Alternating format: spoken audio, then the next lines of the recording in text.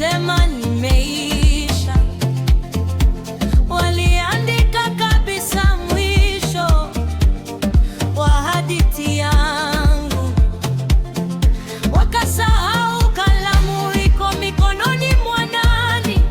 Mungu akafuta mistari yao, akaandika upya. Leo nasimama hapa, mimi ni ushuhuda uliosimama, sio kwa nguvu zangu, ni kwa neema yake tu. Hey! Amefanya Mungu, amefanya Mungu.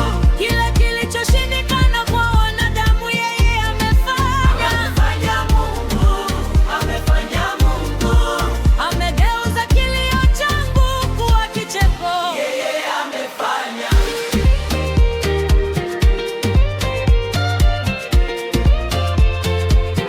Yeye amefanya.